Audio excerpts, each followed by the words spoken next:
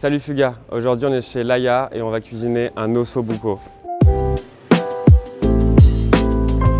Salut Marie. Salut Lancelot. Ça va? Ça va et toi? La forme? Super. J'ai l'impression que tu nous cuisines un ossobuco. Est-ce que je me trompe ou pas? Tu te trompes pas. Je me trompe pas. Sauf qu'on va le faire à ma manière. Ok. Parce que moi je suis pas très fan de viande. Ok. Mais le défi m'a hyper intéressée. Trop bien. Du coup là on va le faire un peu sous forme de ravioli. Par contre, il va falloir que tu mettes la main à la pâte. Ok. Est-ce que je peux te laisser tailler tout ça?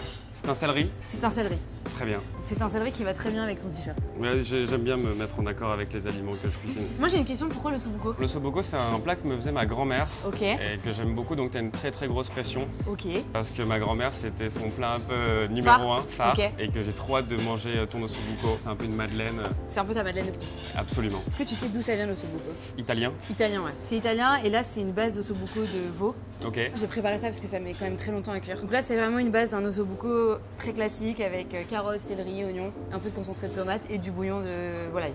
Trop bon. Ça c'est la base. Ok. Et après en gros on va faire une sauce à base de la sauce et on va faire des ravioles d'ossobuco. Trop bien. Et le petit truc en plus c'est qu'on va mettre un peu d'ail des ours pour le côté un peu très frais, très pimenté. Et on va râper tout ça avec du cédra. Tu sais que la cuisine ça ressemble vachement à la musique. Ah ouais, pourquoi? Parce qu'en gros c'est un peu le même principe quand on fait une chanson, tu sais, on prend plein d'ingrédients et après on fait, c'est une recette en fait, ouais. Entre guillemets un peu. Et que moi je vois un peu ça, un peu comme faire un repas quoi, tu vois. Toi tu fais de la musique depuis quand? Je fais de la musique depuis que je suis tout petit. Moi j'ai fait de la batterie en mode jazz avec mon père et mon frère. Et après j'ai commencé à écrire plein de textes. J'ai envoyé une fois un son à mon frère et mon frère il m'a dit attends mais c'est pas mal, il y a un petit truc quand même. Et là du coup ça m'a archi motivé. Tu cuisines chez toi ou pas? Je cuisine un peu. J'ai quelques plats un peu phares. C'est-à-dire? Moi je fais de la carbonara mais la vraie carbonara. Ah oui, tu veux pas faire d'offense aux Italiens? Absolument.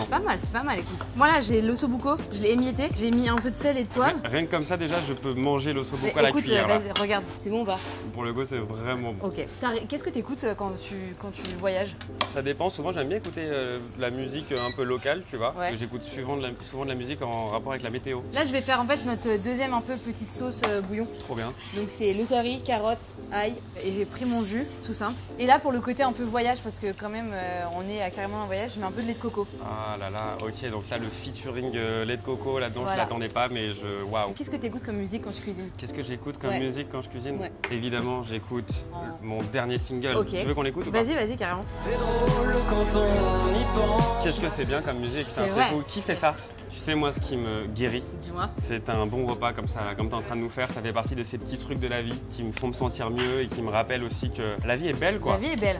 Là, nous, on a notre sauce. Absolument. Elle est finie. Ok. Maintenant, on va faire les ravioles. Tu te sens de faire les pliages ou pas? Tu m'en fais un. Je t'en fais un. Et après, je me jauge. Tu prends un peu de ta pâte, tac.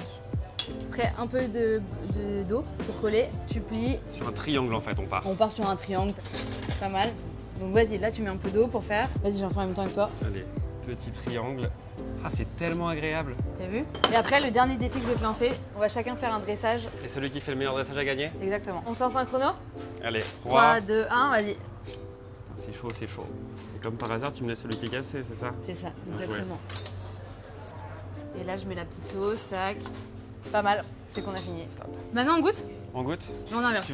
On inverse? On inverse. Comme par hasard. Voilà. Je veux goûter le meilleur, c'est ça? Exactement, voilà. Écoute, si c'est pas bon, t'as le droit de me le dire. Waouh. C'est bon ou pas? C'est pas mal, non? C'est fou. Bon, bah tant mieux. Waouh, ok. Est-ce que le défi est relevé? Le défi est plus que relevé, Marie. Est-ce que je surpasse ta grand-mère?